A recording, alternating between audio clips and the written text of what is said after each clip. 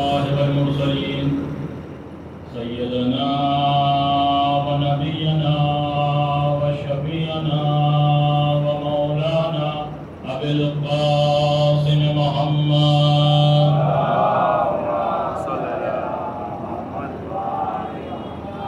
وآله الطيبين الطاهرين المعصومين المظلومين المنتقبين المنتجبين ولعنة الله على أعدائهم أجمعين من عن إلى قيام يوم الدين. رب اشرح لي صدري ويسر لي أمري واحلل عقدة من لساني ويفقهوا قولي. أما بعد فقد قال الله سبحانه تبارك وتعالى في كتابه المبين وهو أصدق الصادقين وقوله الحق.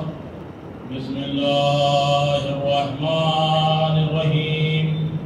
ووهبنا لهم من رحمتنا وجعلنا لهم لسان صدق عليا. صلوات محمد.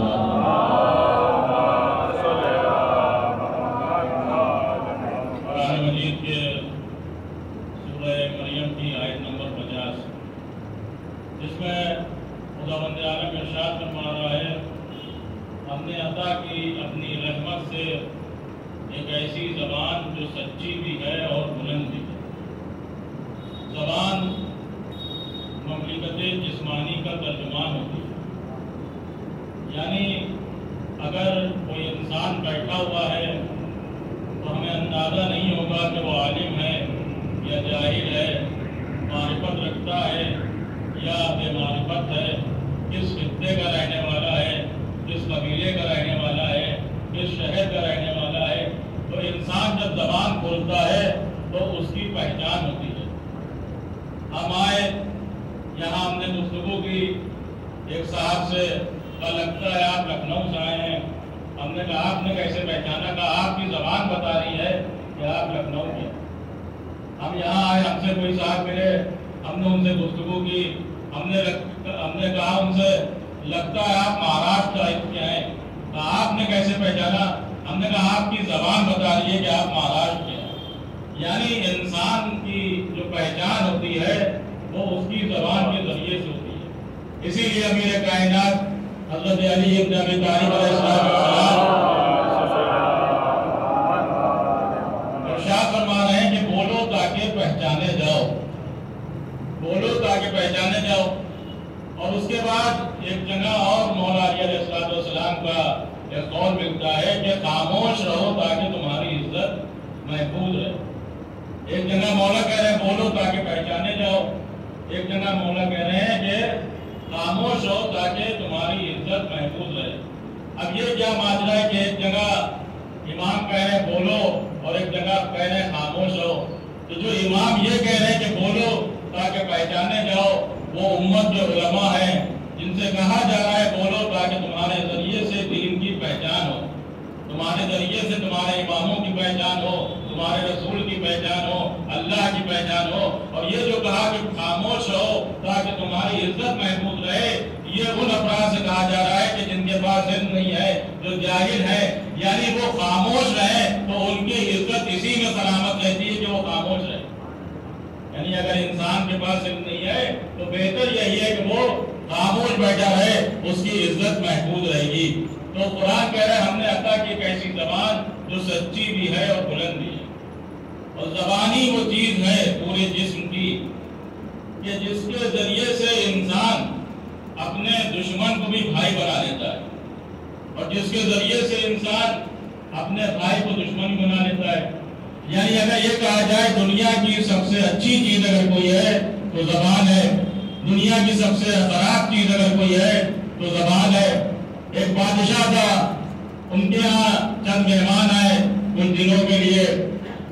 بادشاہ تھا لہذا جاؤ حشم تھا، اپنے باورچی کو بلایا اور کہنے لگا دیکھو جو ہمارے کیا شاہی کھانے بنتے ہیں مہمانوں کے لیے وہ کھانے بنانا، وہ جو ہمارے کیا دستور ہے مہمانوں کی مہمان نوازی کا، اس طرح سے تم مہمان نوازی کرنا لیکن ایک اختیار تمہیں ہم دے رہے ہیں کہ آج تم کوئی ایسی چیز بناؤ جو تمہیں سب سے اچھی لگتی ہے۔ باورچی نے کہا ٹھیک ہے، کھانے کا وقت آیا، دسترخوان کو لگا دیا گیا، بادشاہ نے اسے بلایا اور کہنے لگا یہ بتاؤ کہ کون سی ایسی چیز ہے کہ جو تمہیں سب سے اچھی لگتی ہے تم نے بنائی ہے۔ اس نے ایک پیالہ اٹھایا، ایک باؤل اٹھایا، کہا بادشاہ یہ ہم نے بنایا۔ اس میں بادشاہ نے دیکھا کہ ایک جانور کی زبان تھی۔ اب وہ کہنے لگا ہو سکتا ہو اس کو یہ زبان اچھی لگتی ہو، لہذا اس نے یہ زبان بنا لی۔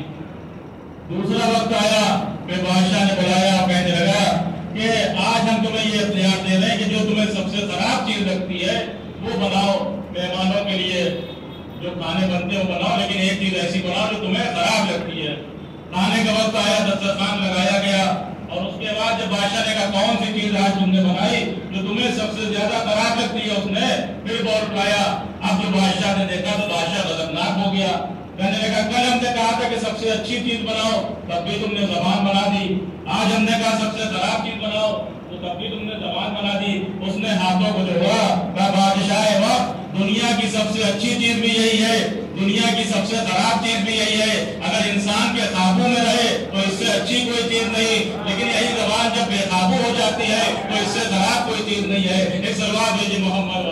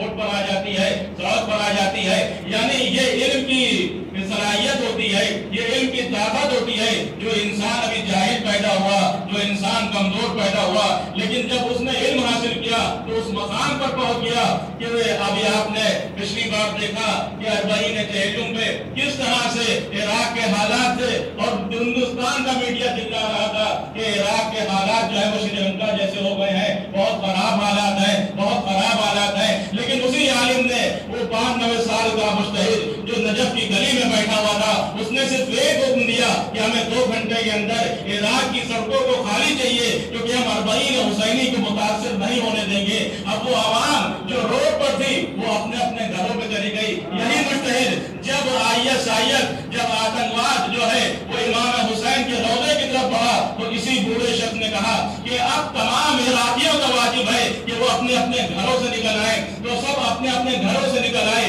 وہ آتنکواد جس کو دنیا ہٹانے کے لیے لاکھ کوششیں کرتی ہے، جس کو دنیا مٹانے کے لیے نہ جانے کیسے منصوبے بناتے ہیں، ہمارا ایک مجتہد ایک حکم دیتا ہے اور اس آتنکواد کی کمر ٹوٹ جاتی ہے.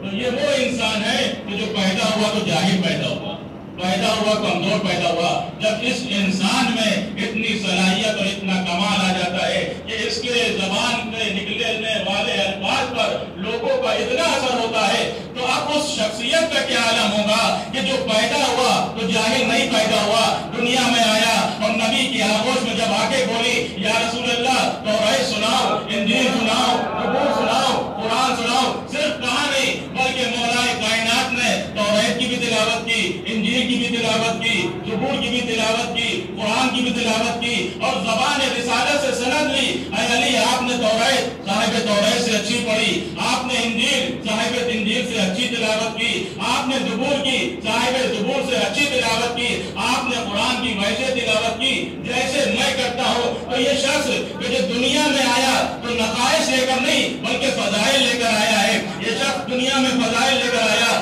فضیلت کیا تھی؟ جب دنیا میں آیا تو اس کے بعد چاروں صحیفوں کا علم تھا. جب دنیا میں آیا تو طاقت کا یہ عالم کہ جھولے میں کلے اڈر کو چیر دیا. اس کی طاقت کا یہ عالم کہ ہم اور آپ جب دنیا میں آتے ہیں تو اتنے کمزور کہ بدن پہ بیٹھی ہوئی مکھی بھی نہیں ہٹا سکتے، اتنے جاہل کہ ہم زبان کو ہلا بھی نہیں سکتے. لیکن وہ کائنات کا ایسا شخص ہے جب دنیا میں آ رہا ہے تو چاروں صحیفوں کی تلاوت کر رہا ہے، اور اس کے بعد جھولے میں کلے اڈر کو چیر رہا ہے. کہ جب کلے اڈر کو مولا کائنات نے جھولے میں چیرا تو تمام لوگ جمع ہو گئے اور کہنے لگے اے ابو طالب یہ آپ کے بیٹے نے کیا کر دیا، یہ آپ کے بیٹے نے کیا کر دیا، کیا ہوا؟ کہ ہمارا پیمانہ توڑ دیا. اب ہم کیسے یہ پتہ لگائیں گے کون بچہ حلالی ہے کون بچہ غیر حلالی ہے؟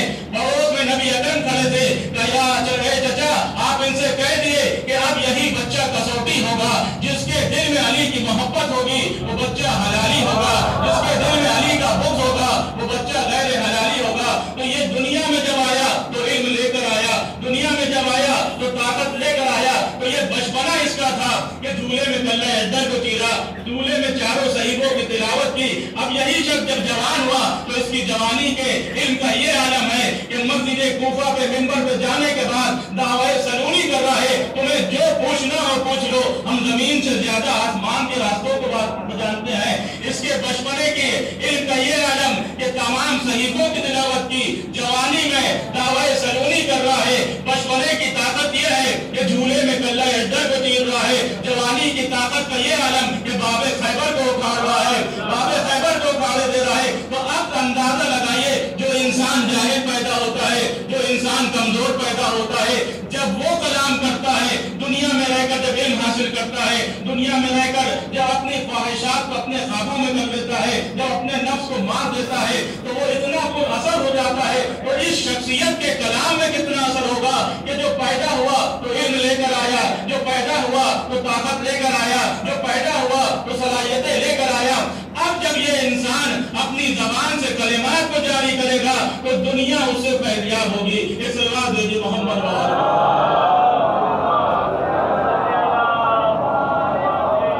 اب اس شخص کے کلام جسے قرآن لسان صدق کہہ رہا ہے، یعنی سچی زبان، یہ کون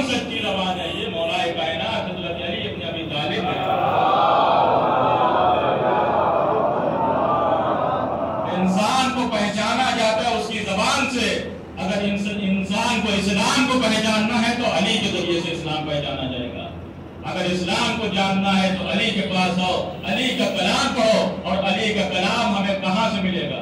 मौला अली अलैहिस्सलाम का बहुत कलाम है, लेकिन जो हमें इकट्ठा करके सैयद रज़ी ने नहजुल बलागा की सूरत में जो मौला का कलाम दिया है, अगर हम सिर्फ उसी को पढ़ ले तो हमारी जिंदगी भी बदलेगी और हमारी आखिरत भी संवर जाएगी।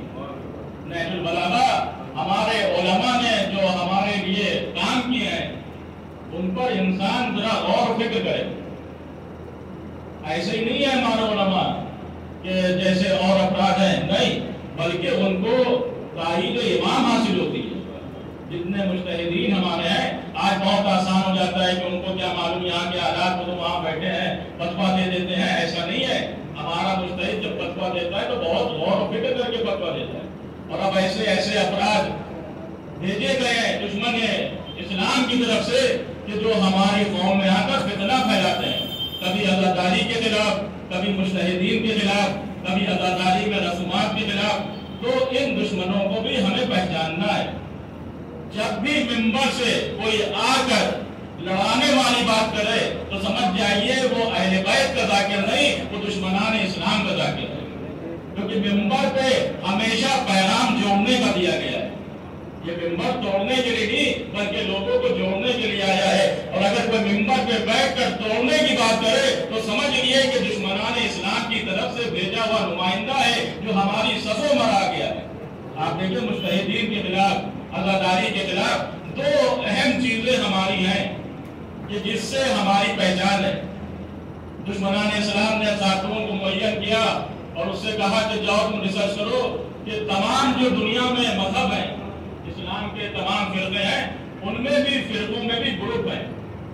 आप अहले सुन्नत में जाइए तो मालिकी, शाफई, अहले हदीस, बरेलवी, इसी तरह तमाम उसमें फिरकों में भी ग्रुप बाजियां हैं। लेकिन आप मजहब तशय्यो में अगर देखिए तो मजहब तशय्यो सिर्फ मजहब तशय्यो, सिर्फ शिया, कोई ग्रुप नहीं है, कोई यानी टकराव नहीं है, कोई इख्तिलाफ नहीं है। तो अब दुश्मन को ये फिक्र हुई कि आखिर ये मजहब तशय्यो जो है, ये जो अहले बैत के जाने वाले हैं, ये जो शिया हैं, ये एक कहां से हैं? तो हमारे ऊपर दुश्मन जितना काम कर रहा है, हम अपने ऊपर काम नहीं कर रहे हैं। हमारा दुश्मन हमसे ज्यादा एक्टिव है, हमारा दुश्मन हमसे ज्यादा हमको देख रहा है, हमारे एक एक अमल को देख रहा है। अब उसने अपना नुमाइंदा भेजा कि देख कर आओ कि कहां से ये तमाम लोग एक हैं, इनके यहाँ इख्तिलाफात क्यों नहीं पाए जाते हैं, इनके यहाँ जो है इतना तफरीका क्यों नहीं है, ये एक क्यों नजर आते हैं। तो अब जब दुश्मन को नुमाइंदा आया और उसने तहकीक की, उसने रिसर्च की, रिसर्च करने के बाद जो नतीजा दिया का दो चीजें ऐसी हैं, आज से 20 साल 18 साल पहले की बात, ये दो चीजें ऐसी हैं, अगर इनके दरमियान से ये हटा लिए जाए तो इनका पहचान खत्म हो जाएगी, इनका वजूद खत्म हो जाएगा, इनमें इख्तिलाफात होने लगेंगे। वो दो क्या चीजें हैं? एक अज़ादारी, दूसरे निज़ाम मर्जियत, निज़ाम तक़लीद जो है वो इनको जोड़े हुए है, और एक अज़ादारी है जो इनको जोड़े हुए है। जब ये अज़ादारी करते हैं, फर्श अदा पर आते हैं और एक जगह बैठते हैं, तो कोई गरीब हो, अमीर हो, काला हो, गोरा हो, मालिक हो, गुलाम हो, सब एक फर्श पर आकर बैठ जाते हैं। फिर नहीं कोई अंदाजा लगा सकता है कि इसमें गुलाम कौन है, आका कौन है, अमीर कौन है, गरीब कौन है, कौन किस डिपार्टमेंट का है, कौन किस महकमे का है। जब ये फर्श पर बैठते हैं तो सब आजादार नजर आते हैं। तो ये जगह ऐसी है कि जो इनको जो है वो मुख्तलिफ यानी इख्तिलाफ इनमें नहीं पैदा करने देती है, इनमें कुर्बानियां नहीं होने देती है। और उसके बाद दूसरे जो इनका निज़ाम मर्जियत है, निज़ाम मर्जियत है कि इराक में बैठा हुआ मुज्तहिद, ईरान में बैठा हुआ मुज्तहिद जब एक फतवा देता है तो पूरी दुनिया में जहां जहां भी उसके मुक़ल्लिद है उसके ऊपर वाजिब हो जाता है कि उसके उस फतवे को माने। यही वजह है कि आज ये इख्तिलाफ इनमें नहीं है, इनमें गुटबाजियां नहीं है, ये एक नजर आ रहे हैं। फिर दुश्मन ने हम पे काम करना शुरू किया और आया अज़ादारी में नए नए रखने डालना शुरू किए, अपने भेजे हुए नाम नेहाद उलमा, अपने भेजे हुए ज़ाकिरीन कि जिनको न अहले बैत से मतलब रहता है, न ज़िक्र अहले बैत से मतलब रहता है, न फिक्र अहले बैत से मतलब रहता है, उनको सिर्फ अपने मिलने वाले डॉलर्स का से मतलब रहता है कि हमें कितनी रकम मिल रहा है। और वो हमारी मजलिसों में आए ऐसे जाकिर और उन्होंने ऐसी बहसें शुरू की کہ جو ہمارے کیا نہیں کی جاتی، جو ہمارے یہاں سے 30 سال 40 سال پہلے نہیں تھی، وہ کیا ویسے تھی؟ نماز افضل ہے یا عزاداری افضل ہے، حسین افضل ہے یا عزاداری افضل ہے، حضرت عباس معصوم ہے یا غیر معصوم ہے۔ ایک ذاکر آیا، اس نے حضرت عباس کی عصمت پہ اتنا پڑھا، جب مجلس ختم ہوئی اب آپس میں دو گروپ ہو گئے، کچھ کہہ رہے نہیں صحیح تو پڑھا، کچھ کہہ رہے نہیں جو سند عصمت ہے وہ 14 کے لیے مخصوص ہے، اس کے علاوہ کوئی 15 معصوم نہیں ہو سکتا تھا۔ اب آپس میں کیا ہونے لگا؟ اختلاف ہونے لگے۔ اب نظریہ اس نے دے دیا، وہ اپنی بات کہہ کے چلا گیا، وہ آیا کہاں سے؟ اپنا کام کر کے وہ چلا گیا۔ دیکھو یہ ایسے ہونا چاہیے۔ ایک خطیب آیا، ذاکر آیا، اس نے کہا دیکھو نماز جو ہے حسین نے نماز کے لیے جان بچائی، حسین جو ہے اگر قربان نہ ہوتے تو نماز بھی نہ ہوتی، لہذا حسین جو ہے حسین کی عزاداری اگر ہو رہی ہے، اذان ہو رہی ہے تو ہونے دو، اگر نماز ہو رہی ہے ہونے دو، لیکن عزاداری جو ہے وہ رکنا نہیں چاہیے۔ اس طرح کی جب فکر تھی تو آپس میں لوگوں میں گروپ بازیاں ہونے لگی، اختلافات ہونے لگے، کوئی کہنے نہیں یہ صحیح کہہ رہا ہے، کوئی کہنے کا نہیں غلط کہہ رہا ہے۔ تو اب کیا ہوا؟ جو چیزیں ہمارے کیا نہیں تھی آج سے 40-50 سال پہلے، وہ ہمارے کیا وجود میں آ گئی۔ اب انسان اختلاف کا شکار ہو گیا۔ لیکن جو عقل مند افراد تھے، جو فہم رکھتے تھے، وہ سمجھ گئے کہ دشمن آیا ہے ہماری صفوں میں اختلاف پیدا کرنے کے لیے، لہذا انہوں نے عزاداری پہ بہت کوششیں کی، بہت کاوشیں کی کہ عزاداری کے ذریعے سے اس قوم میں اختلاف ڈالے جائیں، عزاداری کے ذریعے سے اس قوم کو توڑا جائے، عزاداری کے ذریعے میں رفنا ڈال کے اس مذہب تشیع میں گروپ بازیاں کری جائیں۔ لیکن دشمن ہمارا کامیاب نہیں ہو پایا اور وہ مایوس ہو کر گیا کہ آج بھی وہی نظام اور وہی عزاداری ہو رہی ہے کہ جیسے ہوتی تھی۔ نہ ہماری فکر بدلی، نہ ہمارا نظریہ بدلا، کیونکہ ہم نے عزاداری کسی اور سے نہیں لی ہے۔ جیسے ہمیں معصومین نے عزاداری کر کے بتایا ہے، ہم اسی طرح عزاداری کرتے ہیں۔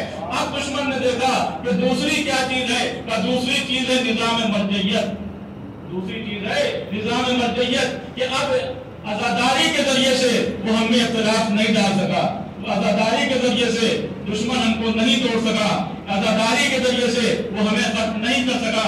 وہ سمجھ گیا کہ یہ عزاداری کے ذریعے سے ہم ان میں گروپاتیاں نہیں کر سکیں گے، لہذا اب دشمن گیا دوسری طرف جو نظام مرجعیت تھا اسے کھوکھلا کرنے کے لیے اس نے اپنے ایسے مجتہدین نام نہاد بنائے کہ جن کا اجتہاد بھی نہیں ثابت ہے، اور اس کے بعد ان کا کہا کہ ان کی تقلید کرو، ان کے فتووں پہ عمل کرو، اور ان کو ہائی لائٹ کرنے لگا دشمن کہ دیکھو یہ مجتہد ہے، یہ ایسے فتوے دیتے ہیں، ان کے فتووں پر عمل کرو، ان کے حکم پر عمل کرو۔ جو مجتہد ہوتا ہے وہ اپنی زبان سے نہیں کہتا ہے کہ ہماری تقلید کر لو، ہم بہت بڑے عالم ہیں، ہم مجتہد ہو گئے، نہیں، بلکہ تمام علماء جمع ہو کر جب کسی ایک پر اتفاق کرتے ہیں کہ ہاں یہ عالم ہے، یہ عالم بعمل ہے، لہذا اس کی تقلید ہونا چاہیے۔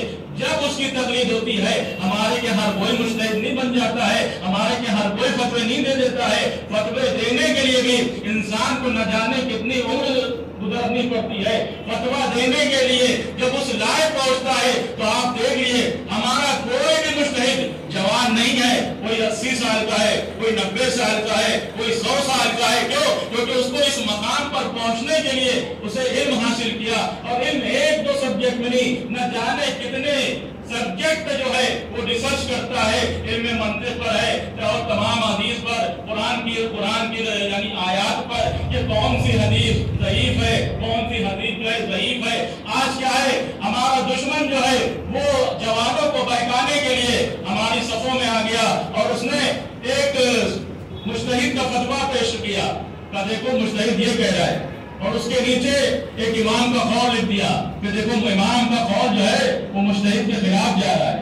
یہ کام ہو رہا ہے جو مرجع کے دشمن ہیں، اور جن کو جو مرجع کے دشمن ہیں، لیکن آج ان کو اخباری نام دیا جاتا ہے۔ اخباری نہیں، اخباری خود جو ہے وہ ایک انسان، اگر اخباری تو کیا کہنا، اخباری وہ ہے کہ جو خود اتنی صلاحیت رکھتا ہو کہ قرآن اور حدیث کے ذریعے سے اپنے عمل کر لے اور صحیح عمل کرے، وہ اخباری ہے۔ یہ اخبار صبح کا اخبار نہ پڑھ پائے وہ اخباری کہاں سے ہو جائیں گے؟ اخباری ان کو کہا جا رہا ہے کہ جو صبح کا اخبار نہ پڑھ پائے جو آتا ہے، یعنی اپنا ایک خلیہ بنا لیا انہوں نے، اور ہمارے جوانوں کے بیچ آ کر وہ ہمارے جوانوں کو گمراہ کر رہے ہیں۔ کیا کیسے گمراہ کر رہے ہیں؟ آپ دیکھیں پیغام اہل بیت جو ہے، پیغام اہل بیت بند کمروں میں نہیں دیا جاتا ہے۔ کبھی کسی مجلس کو آپ نے دیکھا کہ اس مجلس میں فلاں نہ آئے، اس مجلس میں فلاں نہ آئے، اس مجلس میں فلاں نہ آئے، بلکہ کیا پوسٹر لگا دیے جاتے ہیں، اعلان کر دیا جاتا ہے کہ جس کو مجلس میں آنا ہے آ جائے۔ کبھی کوئی بھی اہل بیت کے متعلق، کوئی بھی اسلام سے متعلق کوئی پروگرام ہوتا ہے، اعلان کر دیا جاتا ہے جس کو آنا ہے وہ شرکت کر لے، جس کو بھی آنا ہے وہ آئے اور شرکت کرے، جو پیغام اہل بیت ہے ان کو سنے۔ لیکن آپ دیکھیں کچھ ایسے افراد ہمارے درمیان آ گئے کہ جو بند کمروں میں اپنی جو ہے وہ تبلیغ کر رہے ہیں، بند کمروں میں اپنے دین کو پھیلا رہے ہیں۔ مذہب اہل بیت بند کمروں میں نہیں بلکہ میدان غدیر میں پھیلایا گیا ہے۔ اگر آپ حق پر ہے تو بند کمروں سے نکل کر آئیے، مسجدوں میں آئیے، امام بارگاہوں میں آئیے اور اپنا جو پیغام ہے اس کو دیے۔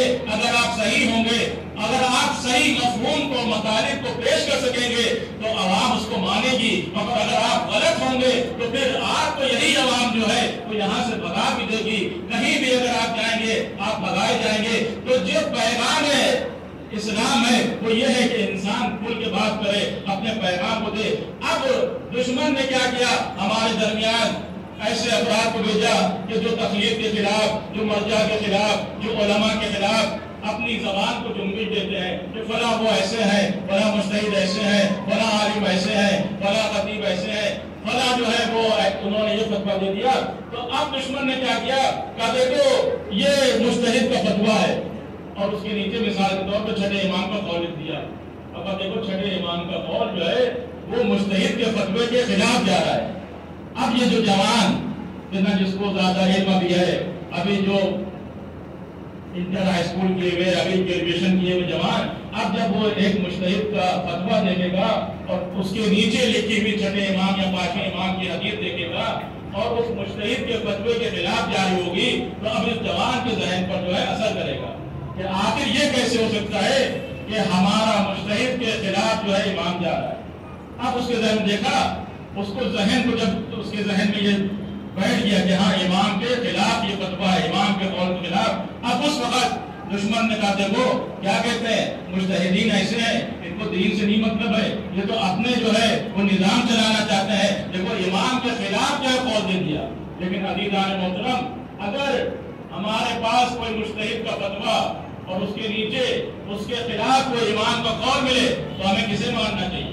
ظاہر سی بات ہے ایک عام انسان کہے گا امام معصوم ہے، امام کے قول کو ہر شخص مانے گا، لیکن نہیں، اگر مجتہد فتویٰ کچھ دے رہا ہے اور ہمیں امام کا قول کچھ دکھ رہا ہے تو ہمیں امام کے قول کو نہیں مجتہد کے فتوے کو ماننا ہے، کیونکہ جو قول آ رہا ہے وہ بظاہر ایک قول ہے، لیکن جو مجتہد فتویٰ دیتا ہے وہ نہ جانے کتنے اقوال کو دیکھتا ہے، نہ جانے کتنی حدیثوں کو دیکھتا ہے، اس کے بعد وہ فتویٰ دیتا ہے۔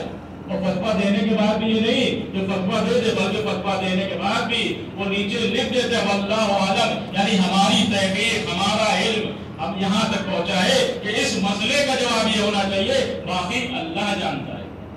یعنی آسان نہیں ہے مجتہد بننا، بہت آسان ہے مجتہدین پر الزام لگا دینا اور نظام مرجعیت کی مخالفت کر دینا، لیکن اس مقام پر پہنچنا اور اس مقام کو پہنچنے کے بعد اس مقام پر بنے رہنا اور کس طرح سے عوام کو جو ہے وہ ہینڈل کرنا ہے یہ ایک مجتہد جانتا ہے۔ لیکن نظام مرجعیت کو توڑنے کے لیے دشمن ہمارے درمیان آیا اور اس نے نئے نئے رکھنے ڈالے۔ جب اس نے دیکھا کہ یہ نہیں بن رہے تو اپنے بنائے ہوئے وہ نام نہاد علماء کو کہ ہاں دیکھو ان کے پاس اتنا علم ہے، ہمارے مجتہد علم کے ذریعے سے مجتہد بنتا ہے، کیلنڈر کے ذریعے سے نہیں مجتہد بن جاتا ہے۔ جتنے زیادہ کیلنڈر پڑھ کے معلوم بہت بڑے مجتہد ہے کیا؟ بہت کیلنڈر پڑھ گئے ان کے، تو کیلنڈر جس کے زیادہ بڑھ جائے وہ مجتہد نہیں ہوتا ہے، جس کے پاس علم، جس کے پاس صلاحیت ہوتی ہے وہ مجتہد ہوتا ہے۔ ایک سلوات کیجئے محمد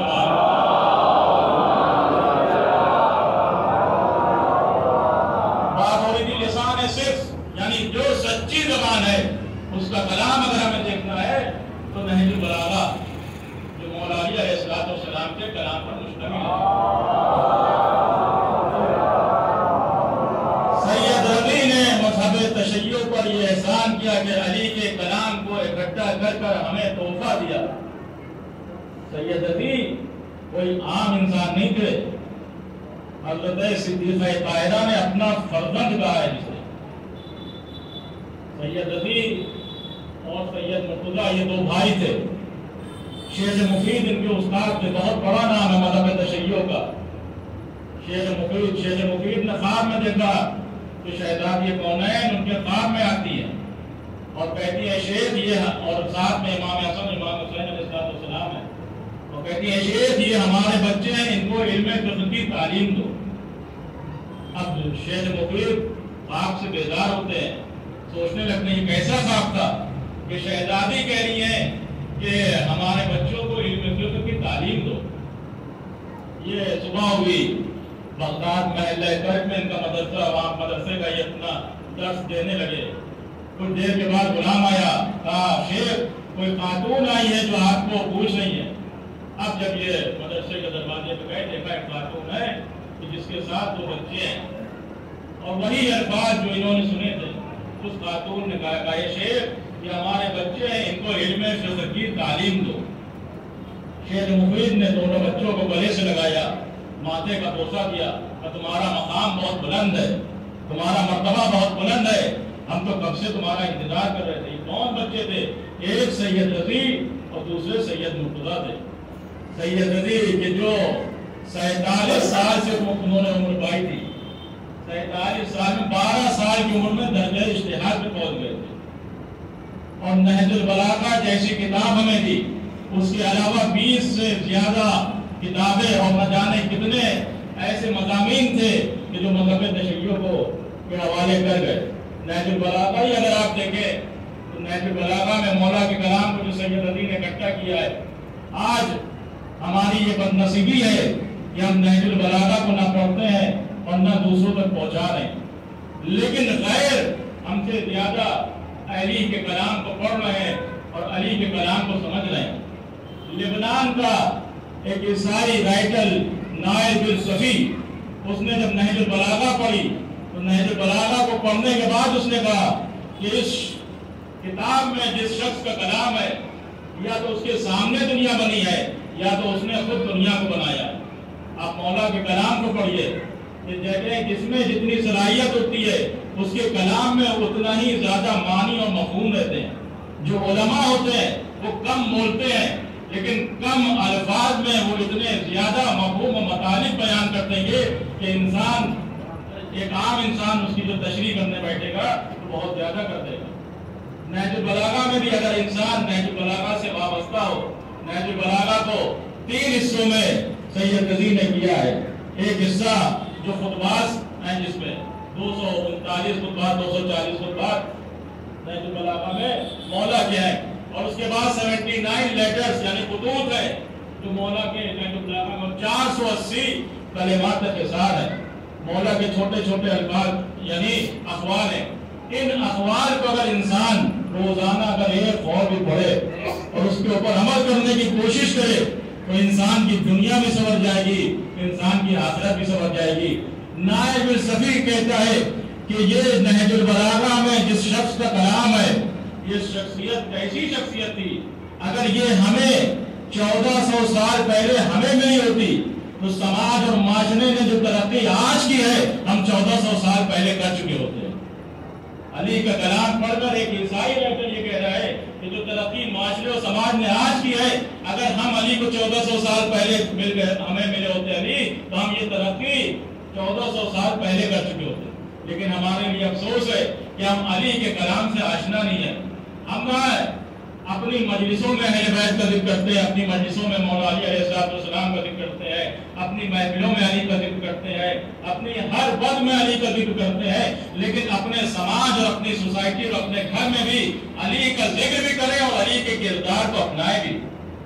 علی کے جو کلام ہے اس کلام کی روشنی میں زندگی گزارے۔ آپ دیکھیں جو مولا کا پہلا ہی خطبہ ہے اس میں مولا نے ہم نے پروردگار کے بعد آسمان کی خلقت کو بتایا کہ کس طرح آسمان کو خلق کیا گیا۔ مولا کا ایسا کلام نہج البلاغہ میں ہے۔ ایک خطبہ ہے جس کو خطبہ متقین، خطبہ حمام کے نام سے جانا جاتا ہے۔ خطبہ حمام جو مولا علی کے ایک صحابی تھے جناب حمام، انہوں نے مولا سے فرمائش کی تھی کہ مولا ہمیں متقین کی صفات بتائیے، تو مولا نے خطبہ دیا تھا جس کو خطبہ متقین بھی کہتے ہیں اور خطبہ حمام بھی کہتے ہیں۔ 110 صفات جس میں مولا نے متقین کی بتائی۔ جب جناب حمام آتے ہیں اور کہتے ہیں یا علی صبر المتقین، ہمیں متقین کی صفات بتائیے، تو مولا علی کہتے ہیں اے حمام تقوی الہی اختیار کرو، پھر اصرار ہوتا ہے، لیکن مولا متقین کی صفات بتاتے نہیں ہیں، یعنی صبر کرتے ہیں، سوچتے ہیں کہ نہ بتائیں، لیکن جناب حمام کا جو ہے وہ اصرار بڑھتا جاتا ہے، جب پھر مولا کہتے ہیں ٹھیک ہے حمام سنو، اور اس کے بعد مولا خطبہ دیتے ہیں۔ جب 110 صفتیں بیان کر چکے، خطبہ جاری تھا، اگر ایک حادثہ ہو گیا تھا، اگر نہ ہوتا تو مولا اور صفات بیان کرتے۔ جب 110ویں صفت پہ مولا پہنچے تو کسی کے گرنے کی آواز آئی۔ اب جو مولا نے دیکھا تو کیا دیکھا کہ وہ حمام کی جنہوں نے ابھی یہ اصرار کیا تھا کہ مولا ہمیں متقین کے صفات بتائیے، وہی حمام اپنی جگہ سے گر جاتے ہیں۔ یعنی مولا جو اپنی زبان سے متقین کے صفات بیان کر رہے ہیں تو سننے والا انسان جو ہے اس کی روح جسم سے نکلی جاتی ہے۔ آپ دیکھیں مولا کے کلام کو دیکھیں، مولا کے کلام کو پڑھیں، 110 صفات۔ جب مولا گئے حمام کے قریب تو دیکھا کہ حمام اس دنیا میں جا چکے ہیں، حمام کی روح جس سے جو ہے پرواز کر چکی ہے۔ مولا نے کہا وہی ہوا جس کا مجھے اندیشہ تھا۔ تو اب وہاں پہ ایک شخص بیٹھا ہوا تھا، علی کی برسندی غیر بھی آتے تھے، کہا علی یہ الفاظ آپ پر کیوں نہیں اثر کرتے ہیں؟ جو آپ کے زبان سے نکلنے والے الفاظ اگر حمام نے سنے، غیر سنے، تو اس کے اوپر اتنا اثر ہوتا ہے کہ وہ دنیا چھوڑ دیتا ہے، یہ تمام الفاظ آپ پر کیوں نہیں اثر کرتے؟ تو مولا نے کہا کہ تیرے منہ میں شیطان کی زبان ہے۔ یعنی مولا علی نے ہمیں کسوٹی دے دی کہ جو زبانیں علی کے خلاف کھلتی ہیں وہ شیطان کی زبانیں ہوتی ہے۔ ایک صلوات بھیجیے محمد وآلہ۔ تیرے منہ میں شیطان کی زبان ہے۔ اس کے بعد تو نے یہ کہا کہ یہ اثر ہم پر کیوں نہیں ہوتے ہیں؟ تو سن کہ جب سمندر میں طغیانی آتی ہے، جب سمندر میں سونامی طغیانی آتی ہے تو سمندر کو تو کوئی نقصان نہیں ہوتا، لیکن جو اس کی زد میں آ جاتا ہے اسے نقصان ہوتا ہے۔ اسی طرح جب علی معرفت کے چشموں کو توڑتا ہے تو علی کے اوپر اثر نہیں، لیکن جو اس کو اثر اس کے سامنے آتا ہے، جو ان الفاظ کو سنتا ہے اس کے اوپر اتنا اثر کرتے ہیں کہ دنیا سے چلا جاتا ہے۔ ایک صلوات بھیجیے محمد وآلہ۔ یہ مولا کا کلام خطبہ متقین، جس میں مولا نے متقین کی صفات بیان کیا ہے۔ متقین کی صفات، اچھا ہمارے مولا کا ایک لقب، تمام لقب مولا کے بہت سے لقب ہیں۔ صدیق بھی ہماری مولا کا لقب، فاروق بھی ہماری مولا کا لقب، غنی بھی ہماری مولا کا لقب، امیر المومنین بھی مولا علی کا لقب، لیکن غیروں نے ان القاب کو چرایا، غیروں نے ان القاب کو چرایا۔ تمام القاب مولا کے تھے، صدیق بھی، فاروق بھی، غنی بھی، امیر المومنین بھی، لیکن غیروں نے چرایا۔ ایک لقب ایسا ہے کہ جو مولا کا کوئی چرا نہیں سکا۔ صدیق بھی آپ کو دکھ جائیں گے، فاروق بھی دکھ جائیں گے، غنی بھی دکھ جائیں گے، اور امیر المومنین بھی دکھ جائیں گے، اور نہ جانے کیسے کیسے امیر المومنین دکھیں گے، لیکن ایک لقب مولا کا کوئی چرا نہیں سکا، وہ لقب ہے امام المتقین۔ امام بننا بہت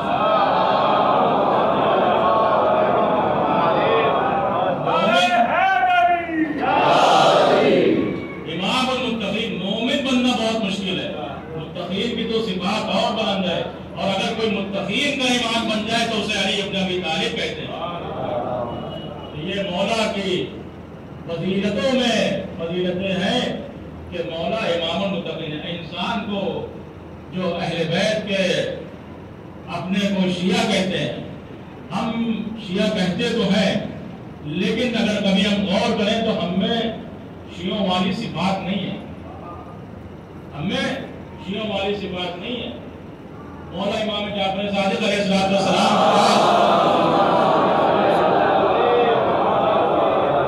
ایک شخص آیا، غلام سے کہا کہ تو مولا سے کہ آپ کا شیعہ ہے، آپ سے ملاقات کرنا چاہتا ہے۔ امام نے منع کر دیا، دوبارہ پھر پیغام بھجوایا، پھر منع کر دیا۔ اس کی سمجھ میں ماجرا نہ آیا، ایک شخص آیا اور کہنے لگا کہو امام سے کہ آپ کا چاہنے والا آیا ہے اور آپ سے ملاقات کرنا چاہتا ہے، کہ اس نے غلام سے کہا جاؤ امام سے کہہ دو کہ آپ کا چاہنے والا آیا ہے، آپ سے ملاقات کرنا چاہتا ہے۔ جب امام کو پیغام بھیجا، امام نے کہا اندر بھیج دو۔ امام نے ملاقات کی، کہا یا اے فرزند رسول، ہم آپ کو اتنی بار پیغام بھجوایا کہ ہم آپ سے ملنا چاہتے ہیں، لیکن آپ نے منع کر دیا۔ لیکن آخر میں جب ہم نے کہا آپ کے چاہنے والے ہیں تو آپ نے بلایا۔ جب ہم آپ کو اپنا شیعہ کہہ رہے تھے تو آپ نے ہم سے ملاقات نہیں کی، جب آپ نے چاہنے والا کا تب آپ نے ملاقات کی۔ تو امام نے یہ کہا کہ تم میں ہمارے شیعوں والی کوئی صفات نظر نہیں آ رہی تھی، لہذا میں نے ملاقات نہیں کی۔ جب تم نے یہ کہا کہ ہم چاہنے والے ہیں تو ہم نے فوراً تم سے ملاقات کے لیے بلا لیا ہے۔ یعنی شیعہ کا بھی مقام اور مرتبہ بہت بلند ہے۔ شیعہ وہ ہے کہ جو امام کے پیچھے پیچھے چلے، شیعہ وہ ہے کہ جو امام کے پیچھے چلے، جو امام کہہ دے وہ مانے۔ امام اگر کہہ دے کہ ہمارا جو ظاہری غیبت ہے، جو ہمارے یعنی ظاہری وہ غیبت ہے وہ ختم ہو رہی ہے، اب غیبت کبریٰ شروع ہوگی۔ اب عوام کو یہ چاہیے کہ مجتہدین کے فتووں پر عمل کرے۔ تو شیعہ وہ ہے کہ جو امام کے اس قول کو مان لے، امام کی بات کو جو مانے وہ شیعہ ہے۔ اگر اپنی شیعت اور اپنی شریعت کو انسان اگر بنا لے تو پھر وہ امام کا نہیں ہے۔ جو امام کہہ دے وہ ہمیں ماننا ہے۔ لہذا ہمیں اگر اپنے کو ہم شیعہ کہہ رہے ہیں، اہل بیت کا چاہنے والا کہہ رہے ہیں، تو ہمارا کردار بھی ایسا ہونا چاہیے، ہمارے سماج اور سوسائٹی کا ماحول بھی ایسا ہونا چاہیے۔ آج آپ دیکھ لیں الحمدللہ ہر شہر میں مجالس کی کثرت ہو رہی ہے، کثرت سے مجالس ہو رہی ہیں، ہر شہر میں شب بیداریاں ہو رہی ہیں، تمام لوگ شرکت بھی کر رہے ہیں۔ لیکن ایک سوال آتا ہے، ایک سوال کیا ہوتا ہے کہ اتنی مجالسیں ہو رہی ہیں، اتنا پیغام اہل بیت کو ممبروں سے بیان کیا جا رہا ہے، لیکن لوگوں پر اثر کیوں نہیں ہو رہا ہے؟ لوگوں پر اثر کیوں نہیں ہو رہا ہے؟ یعنی اتنی کثیر تعداد میں مجالس ہو رہی ہے، اتنی کثیر تعداد میں جو شب بیداریاں ہو رہی ہیں، پیغام اہل بیت کو دیا جا رہا ہے، لیکن عوام پر اثر کیوں نہیں ہو رہا ہے؟ اثر دیکھیے دو وجہ سے نہیں ہوتا ہے، کچھ ادھر کی غلطیاں ہیں اور کچھ ادھر کی غلطیاں۔ اگر ہم ممبر پہ بیٹھ کر یہ کہیں دیکھیے جھوٹ بولنا حرام ہے، غیبت کرنا حرام ہے، اس کو نہ کریے، اور مجلس پر بھی ہم جائیں وہاں پہ بیٹھ کر تمام موقع بھر کی جو ہم برائیاں کرتے رہیں، تمام موقع بھر کی ہم غیبتیں کرتے رہیں، تو عوام تو یہی کہ میں کیسا خطیب ہے، ابھی تو ممبر پہ پڑھ رہے تھے کہ جھوٹ بولنا غلط ہے، غیبت کرنا غلط ہے، اور خود ہی کھڑے غیبت کر رہے ہیں۔ دیکھیے اگر ہم کوئی پیغام ممبر سے دے رہے ہیں تو خطیب ذاکر عالم کی یہ ذمہ داری ہے کہ جب تک کہ اس پر خود عمل نہ کرے عوام کو وہ پیغام نہ دے۔ نبی اکرم حضرت محمد مصطفیٰ صلی اللہ علیہ وسلم ایک خاتون آتی ہے نبی کی خدمت میں اور ایک بچہ لے کر آتی ہے، کہا یا نبی اللہ، کہا کیا ہوا؟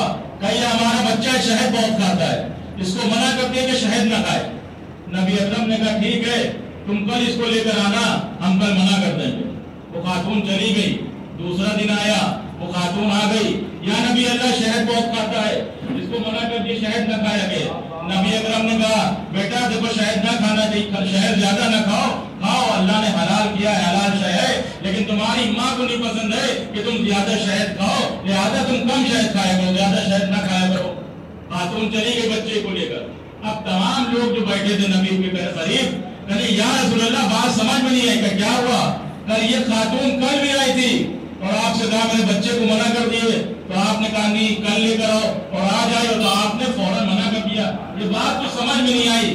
کہا کل میں جب آیا تو کل صبح میں نے خود شہد کھایا تھا اور میں نے گوارا نہیں کیا کہ جو کام ہم خود کر کے آئے کسی بچے کو منع کرے اس کے لیے، لہذا ہم نے اس لیے کہا کہ کل آنا تاکہ آج ہم شہد نہ کھائیں۔ جب ہم نے آج اس عمل پر خود ہم نے اس کو عمل نہیں کیا، لہذا آج ہم اس کو جب منع کیا تو اس کے اوپر ہمارے الفاظ زیادہ اثر کریں گے۔ اس سلام علیکم محمد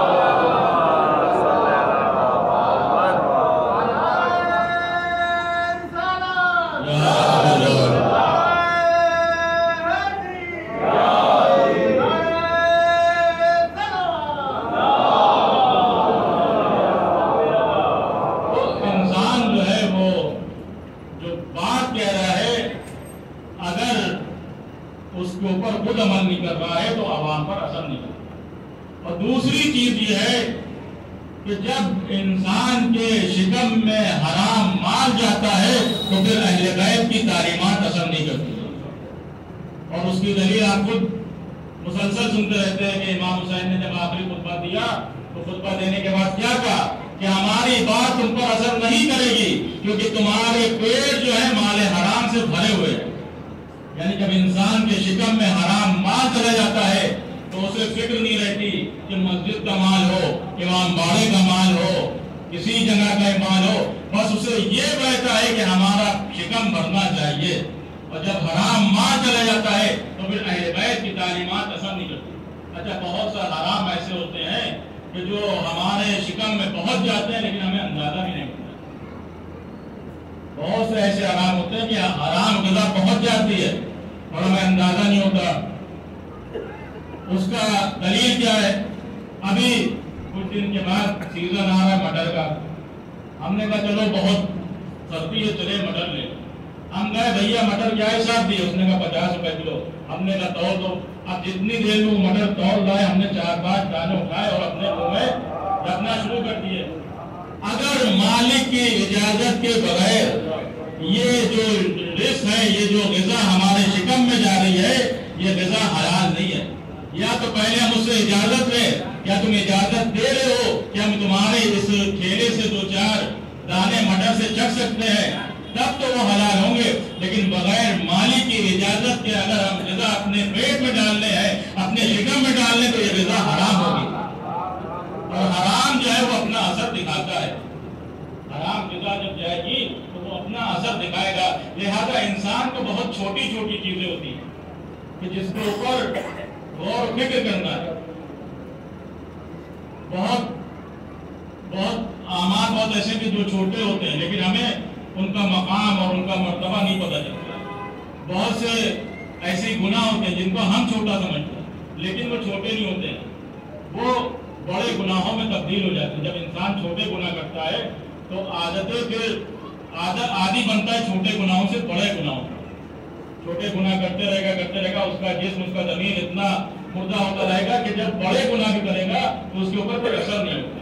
لہذا انسان اپنے کو ان چھوٹی چھوٹی چیزوں سے بچائے، کیونکہ ہم ایسے در سے جڑے ہیں کہ جس کے دنیا دشمن تو ہو گئی لیکن جس کے دامن پر ایک دھبا نہیں دکھا سکی۔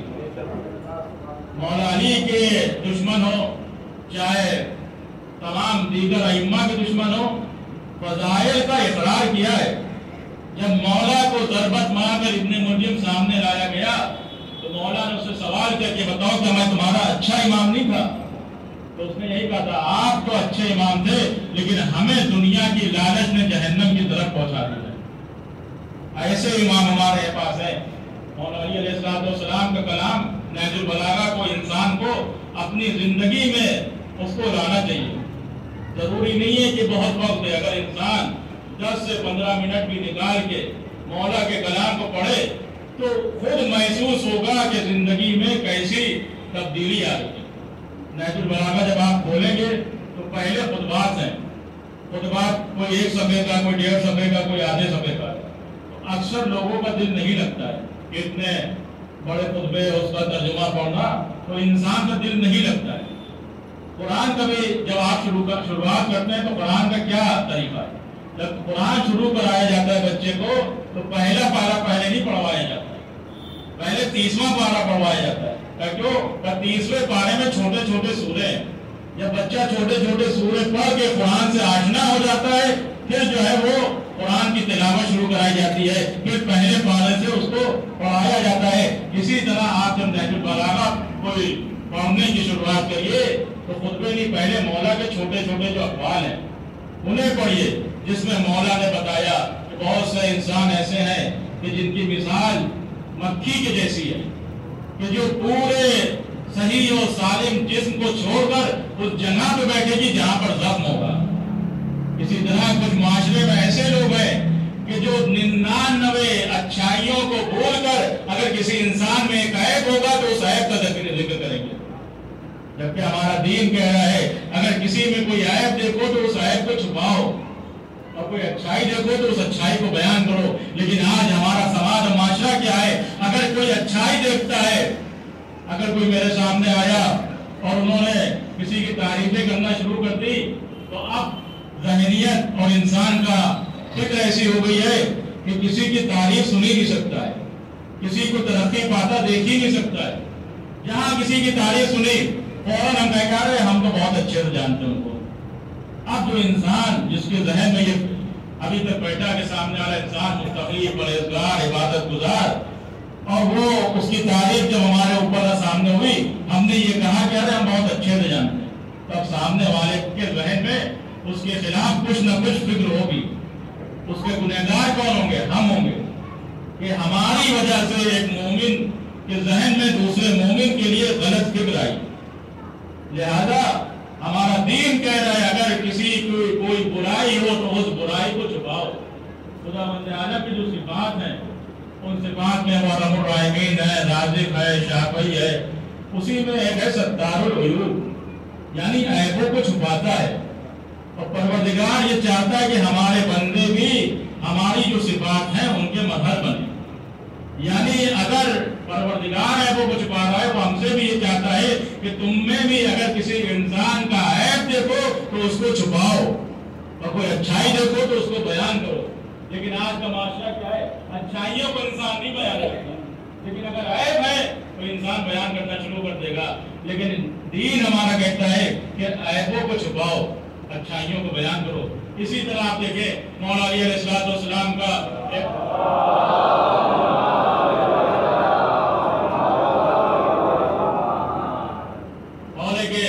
تعجب ہے اس انسان کی خلقت پر.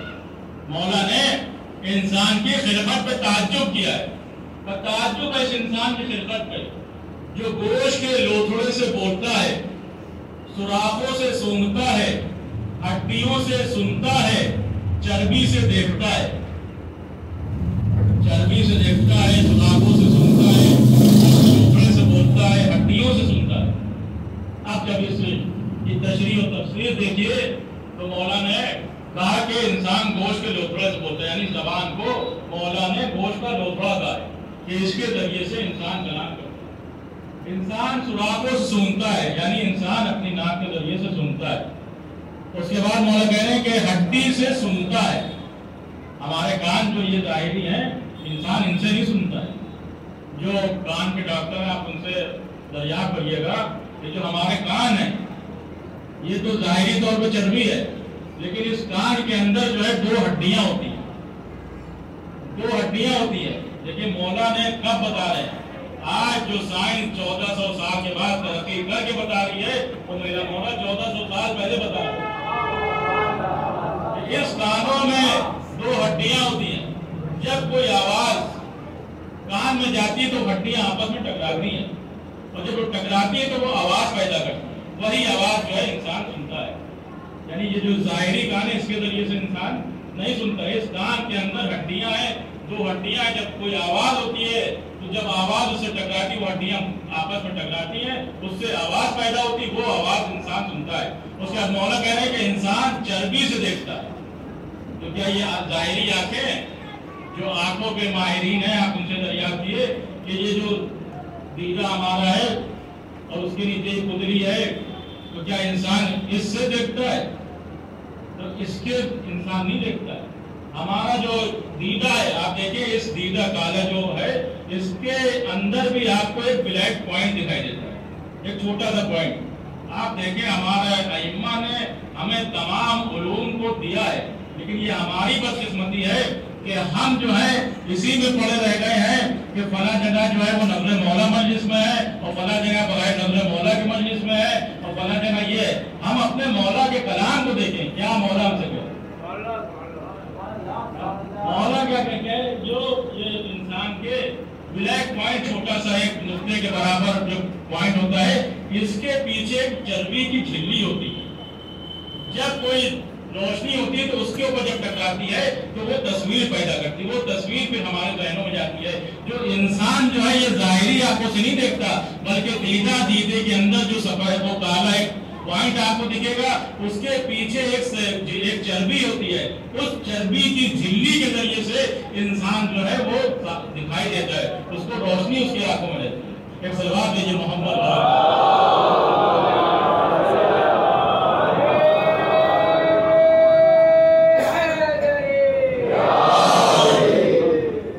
تو مولا علی علیہ السلام کے جن کے فضیلتوں کا اقرار غیروں نے کیا ہے، جن کی فضیلتوں کا اقرار آپ نہج البلاغہ کی جو شرح ہے، وہ جو سب سے مشہور شرح ہے وہ ابن ابی الحدید المعتزلی نے لکھی ہے، اور ایک جو 2 جلدوں میں نہیں لکھی ہے، 27 جلدوں میں لکھی ہے، اور کوئی شیعہ عالم نہیں تھے بلکہ اہل سنت کے عالم تھے، عالم اہل سنت ابن ابی الحدید المعتزلی، انہوں نے نہج البلاغہ کی جب شرح لکھی ہے تو 27 جلدوں میں لکھی ہے۔ جب کوئی غیر اتنا مولا کو ایک نہج البلاغہ پڑھ کے جب 27 جلدوں میں لکھ سکتا ہے، تو جو علی کی معرفت رکھتا ہو، جو علی کے چاہنے والے کے گھر میں پیدا ہو، اگر علی سے متمسک ہو جائے تو پھر سوچیے اس کے علم کا کیا عالم ہے۔ اگر وہ اپنی اندر کی صلاحیتوں کو ابھارنا چاہے تو پھر اسی علی کے کلام سے وہ ترقی کرے گا کہ جو اس کے دنیا میں بھی کام آئے گی، اس کے آخرت میں بھی کام آئے گی۔ نبی کے بعد مولا علی علیہ السلام کی 25 سال ظاہری حکومت نہیں رہی، لیکن 25 سال حاکم کوئی اور رہا، حکومت علی کی رہی۔ اور اس کی دلیل یہ ہے کہ جب بھی کوئی مسئلہ پڑتا تھا تو کہا جاتا تھا کہ علی کو بلاؤ، اور جب علی مسئلہ حل کر دیتے تھے تو کہا جاتا تھا اگر علی نہ ہوتے تو ہم ہلاک ہو جاتے۔ 1-2 دفعہ نہیں بلکہ 70 سے زیادہ بار کہا کہ اگر علی نہ ہوتے تو ہم ہلاک ہو جاتے۔ ہلاک مطلب کیا کہ اگر علی ہمارے مسئلے کو نہ حل کرتے تو ہم منہ دکھانے کے لائق نہ بچتے۔ ایسے بہت سے مسائل ہیں، بہت سے مسئلے آتے تھے جو کہ جس جگہ پر بیٹھے تھے وہ جگہ رسول کی جگہ تھی۔ جو غیر دوسرے شہروں سے آتے تھے وہی سمجھتے تھے جب رسول کی جگہ پہ بیٹھے ہیں تو ویسے ہی علم ہوگا، ویسی صلاحیتیں ہوں گی، ویسے ہی جو ہے سوالوں کا جواب دے دیں گے۔ لہٰذا جب انسان سوال لے کر آتا تھا تو مایوس ہوتا تھا۔ جب مایوس ہوتے تھے تو تمام مایوس دنیا بھر کے جو مایوس ہیں، اگر وہ اپنی مایوسی کو مٹانا چاہتے ہیں تو ایک ہی در ہے، وہ در اہل بیت ہے، کہ جہاں کی انسان کی مایوسی دور ہوتی ہے۔ ایک واقعہ سن لیے اس کے بعد اپنے مسائل۔ دوسری دور خلافت تھی، ایک خاتون تھی، اس کے شوہر کا انتقال ہو گیا اور اس کے ایک بیٹا تھا۔ خاتون کے بھائیوں نے کہا کہ دیکھو تمہارا شوہر دنیا سے چلا گیا ہے، ایک تمہارے بیٹا ہے، تمہارے شوہر کا جو مال ہے وہ تمہارے بیٹے کو بھی ملنا چاہیے، تمہیں بھی ملنا چاہیے کیونکہ تم زوجہ ہو، وہ بیٹا ہے۔ لیکن اگر تم ایک کام کرو تو تمہارے شوہر کا سارا مال، ساری جائیداد، تمام زمین جو ہے وہ تمہیں مل جائے گی۔ تو کہنے کی کیا؟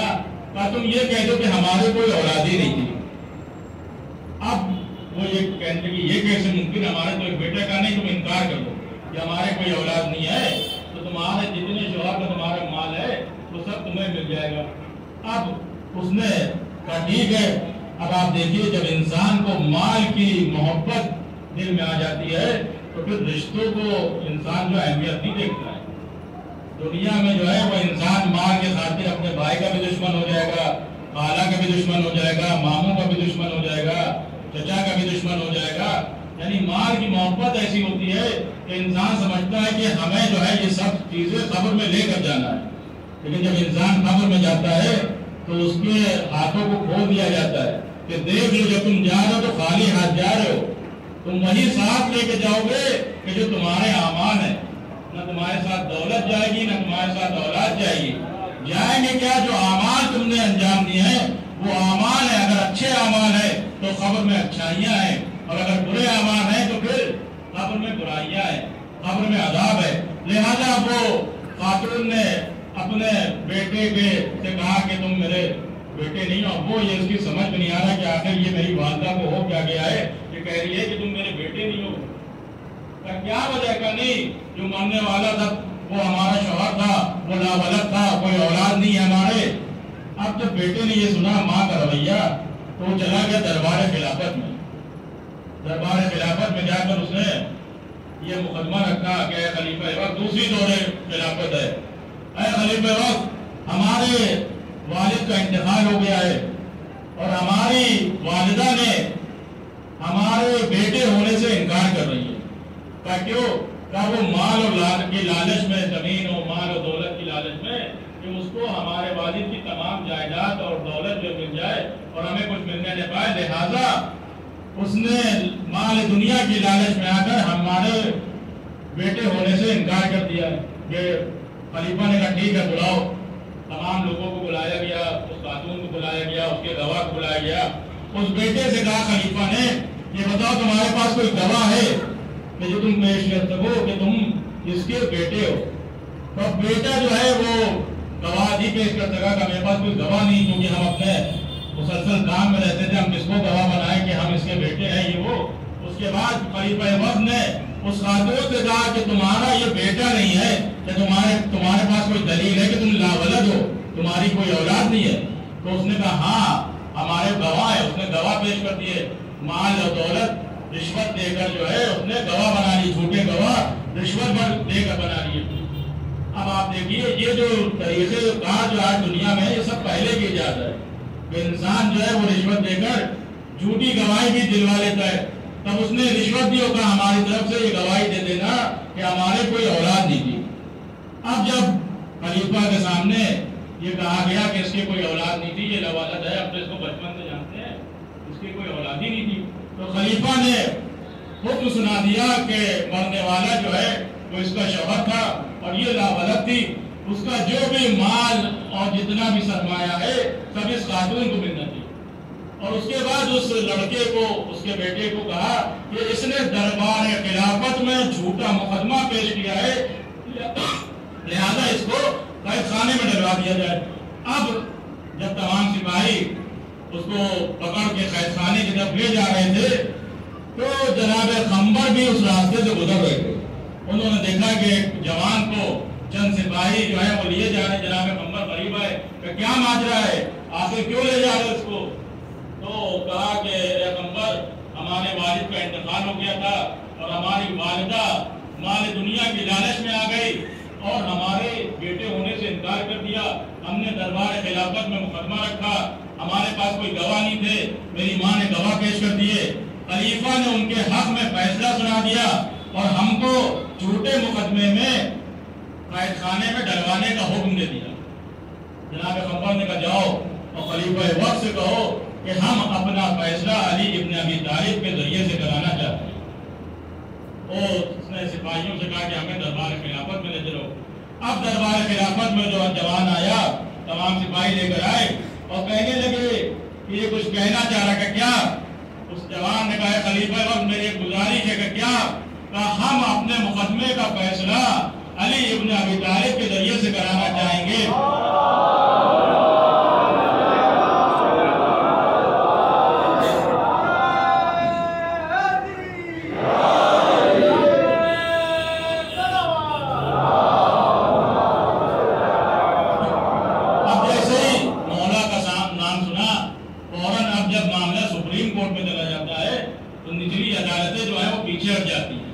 معاملہ سپریم کورٹ میں پہنچ گیا۔ اب جب اس نے مولا کا نام لیا تو کہنے ٹھیک ہے، علی کو بلایا جائے۔ مولا علی علیہ السلام کو بلایا گیا، سامنے ان کے مقدمہ رکھا گیا کہ یہ مقدمہ ہے، اس کے شوہر کا انتقال ہو گیا تھا، یہ بچہ یہ جوان کہہ رہا ہے کہ ہم اس کے بیٹے ہیں، لیکن یہ خاتون کہہ رہی ہے کہ ہم لاولد ہیں۔ مولا نے اس خاتون سے کہا تمہارے ساتھ کون ہے؟ اس نے اپنے بھائیوں کو سامنے کہا کہ یہ میرے بھائی ہیں۔ کہا یہ بتاؤ تمہارے جو بہنوں ہی تھے، یعنی تمہاری جو بہن کے شوہر تھے، ان کے انتقال کو کتنا وقت گزر چکا؟ کہا مولا اتنے مہینے گزر چکے ہیں۔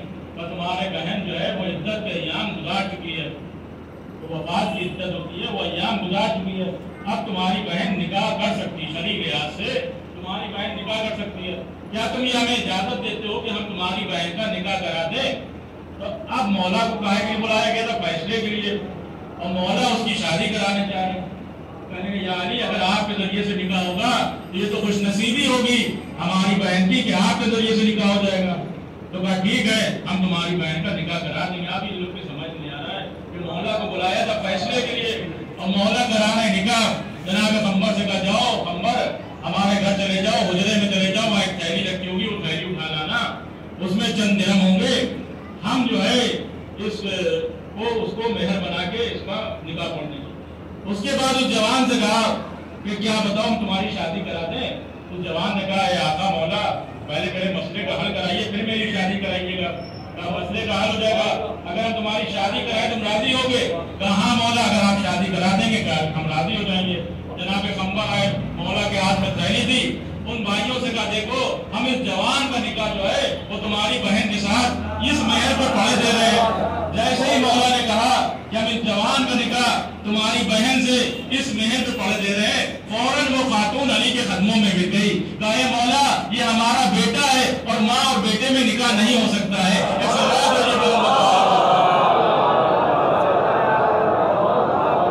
ہمارا بیٹا اب دیکھیے یہ ہے مولا کا طریقہ کار کہ جو انسان ابھی تک جھوٹ بول رہا ہے لیکن مولا نے اس طرح سے کہ وہ سچ بولنے پر مجبور ہو گیا۔ یعنی خلافت کوئی بھی ہو فیصلے ہمیشہ علی کرتے تھے، خلیفہ کوئی بھی ہو ہمیشہ مولا علی علیہ السلام نے فیصلے کیے ہیں۔ اور پوری کتاب ہے مولا علی علیہ السلام پر پاکستان میں چھپی ہے، جس میں مولا نے جو 25 سال جو فیصلے کی، ایک آدھ فیصلہ نہیں ہے اور نہ 70 بار یہ کہا گیا بلکہ نہ جانے کتنی بار یہ کہا گیا کہ اگر علی نہ ہوتے تو ہم ہلاک ہو جاتے۔ جب بھی کوئی مولا فیصلہ کرتے تھے تو دربار جو منصب خلافت جو بیٹھا ہوتا تو یہی کہتا تھا، چاہے وہ پہلی دور خلافت ہو چاہے دوسری چاہے تیسری، کہ اگر علی نہ ہوتے تو ہم ہلاک ہو جاتے۔ مشہور صرف ایک ہی کا ہے کہ ایک نے کہا تھا کہ اگر علی نہ ہوتے تو ہم ہلاک ہو جاتے، بلکہ ہر حاکم نے کہا کہ اگر علی نہ ہوتے تو ہم ہلاک ہو جاتے۔ تو یہ مولا علی علیہ السلام کی فضیلتیں تھیں کہ جن کو انسان جو ہے وہ دشمن بنا۔ یہی اہل بیت کے فضائل تھے کہ جب انسان برابری نہ کر سکا تو اہل بیت کا دشمن بن گیا، اور دشمنی بھی اہل بیت سے ایسے نکالی گئی۔ اللہ اکبر۔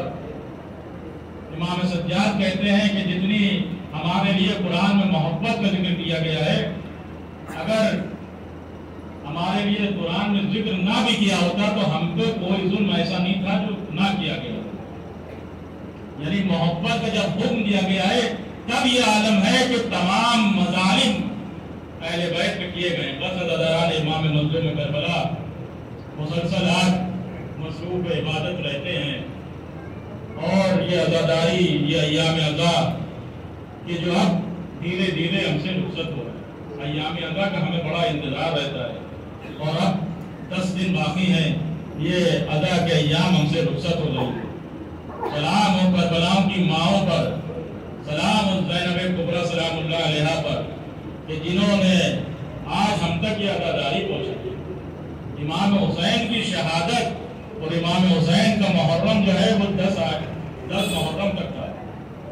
امام حسین کا جو محرم تھا وہ 10 محرم عاشور کے دن تک، عاشور کے دن عصر کے وقت تک تھا، لیکن عصر کے وقت کے بعد سے جو محرم شروع ہوا وہ جناب زینب کا محرم اور جناب سید سجاد کا محرم شروع ہوا۔ امام حسین کی قربانی اور امام حسین کا امتحان بہت آسان تھا، لیکن جناب سید سجاد کا امتحان اور جناب زینب کا امتحان، اللہ اکبر، اس گھرانے کے لیے سروں کو کٹانا آسان تھا، لیکن دربار میں بے مسنہ و چادر جانا یہ بہت سخت تھا۔ عادل و کربلا میں 9 مائیں ایسی تھیں جنہوں نے اپنے بچوں کے لاشیں اپنی آنکھوں سے دیکھے ہیں اور شکر کا سجدہ کیا ہے۔ عزیزوں بڑے تو بڑے، آج انسان یعنی کربلا میں 18 برس کے علی اکبر کا بھی لاشا ماں نے دیکھا، 13 برس کے قاسم کا بھی لاشا ماں نے دیکھا، اون و محمد جیسے بچوں کے لاشیں بھی ماں نے دیکھے، لیکن جب لاشیں دیکھے تو یہی کہا کہ اے اون و محمد یہ زینب تم پر روئے گی نہیں، اے قاسم یہ پروا تم پہ روئے گی نہیں۔ عزادارو ایک ماں کربلا میں ایسی بھی ہے کہ جس کی کربلا میں مانگ بھی اجڑی، جس کی کربلا میں گود بھی اجڑی، وہ جناب رباب ہے۔ عزیزوں جب عصر عاشور جناب امام حسین نے صدائے حلمین بلند کی تو جناب علی اصغر نے اپنے کو گہوارے سے گرا دیا تھا، اور جب سوال آپ کے لیے مولا لے گئے تو پانی کے بدلے میں 3 شعبے کا تیر آیا، 3 بھالے کا تیر جناب علی اصغر کی گردن پہ لگا۔ ارے روایت کہتی کہ بچے کا وزن کم اور تیر کا وزن زیادہ تھا۔ عرب کے دیار میں لوگوں نے یہ قسم کھا لی تھی کسی انسان پر یہ تیر استعمال نہیں کیا جائے گا۔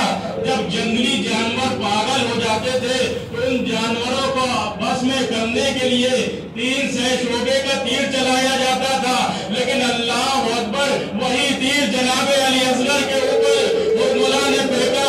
ہاں عزیزو، یہی وجہ ہے کہ جب تیر چلایا گیا تو جناب علی اصغر جو ہے وہ ہاتھ بابا کے ہاتھ پر منقلب ہو گئے۔ ہاں عزیزو، حسین چشماہے کا لاشا لیے کبھی خیمے کی طرف بڑھ رہے ہیں، کبھی پیچھے ہٹ رہے ہیں۔ عزیزو، جناب علی اکبر کی لاش کو امام حسین نے اٹھایا، جناب علی اکبر کے جناب قاسم کی لاش کو امام حسین نے اٹھایا، جناب اولو محمد کی لاش کو امام حسین نے اٹھایا، لیکن جو استدعاب اور جو کیفیت امام حسین کی چشماہے کے لاش کو جو اٹھانے کے وقت ہوئی وہ کسی شہید میں نہیں ہوئی۔ جب امام لاشا اٹھا ہے تو کبھی آگے بڑھ رہے ہیں اور کبھی پیچھے ہٹ رہے ہیں اور کہتے جا رہے ہیں انا للہ و انا الیہ راجعون، بذنب قضاء تسلیما لامرک۔ خیمے میں داخل ہوئے، اے رباب صبر کرنا، میں تمہارا کون ہوں؟ آپ میرے والی و وارث ہیں، میں تمہارا کون ہوں؟ آپ میرے سرپرست اور آقا ہیں، آپ میں تمہارا کون ہوں؟ اے آقا آپ میرے امام ہیں،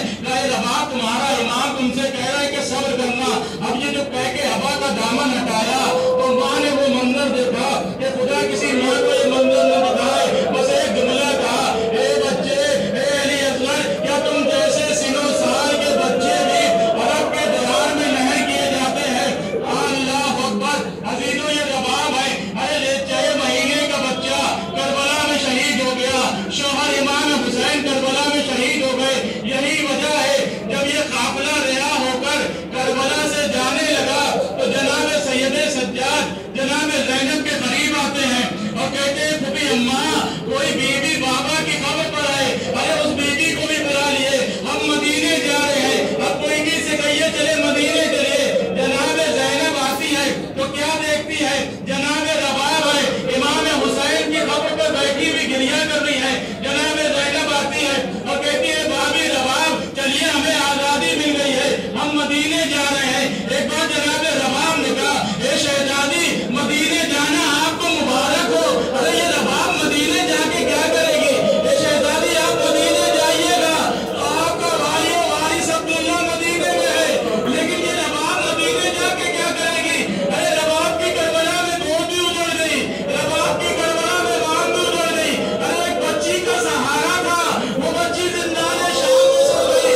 اور جناب سید سجاد نے کہا، اے بوبی رباب چلیے ہم مدینے جا رہے ہیں۔ جناب رباب ارے امام حسین کی خبر سے تو اٹھی، لیکن ایک بات کہی، کہے والی و وارث، ارے رباب تیری خبر سے جا رہی ہے لیکن تجھ سے ایک وعدہ کر کے جا رہی ہے، جب تک کہ رباب زندہ رہے گی کبھی سائے میں نہ بیٹھے گی۔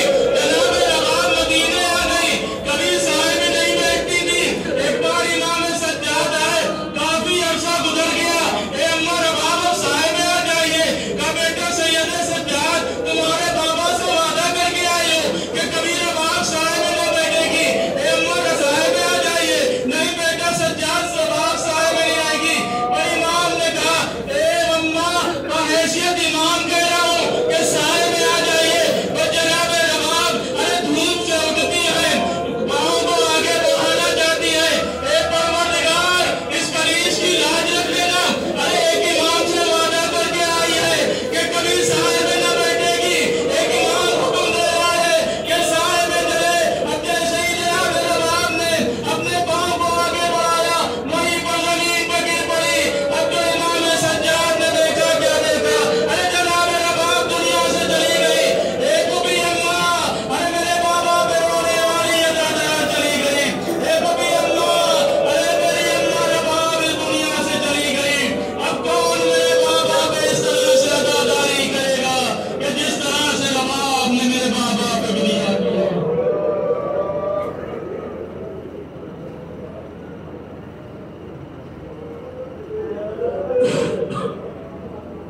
انا للہ و انا الیہ راجعون، بذنب قضاء تسلیما لامرک، الہی بخت الزہرا و ابیہا و بالہا و بنوہا و سر المصطفى پروردگار اس عبادت کو قبول فرما، جہاں جہاں بھی مومنین ان کی جان مال عزت و آبرو کی حفاظت فرما، جو مقروض ہیں ان کے قرض ادا ہو جائیں، جو بیمار ہیں ان کو شفاء کاملہ عنایت فرما، پروردگار جو بے روزگار ہیں انہیں روزی عنایت فرما، جو بسر روزگار ہیں ان کے روزگار میں ترقی عنایت فرما، جو بے اولاد ہیں ان کو اولاد عنایت فرما، جو صاحبان اولاد ہیں ان کی اولاد کو نیک اور صالح بنا، پروردگار دنیا ظلم و جور سے بچ چکی اپنے آخری حجت کے ظہور میں تعجیل فرما،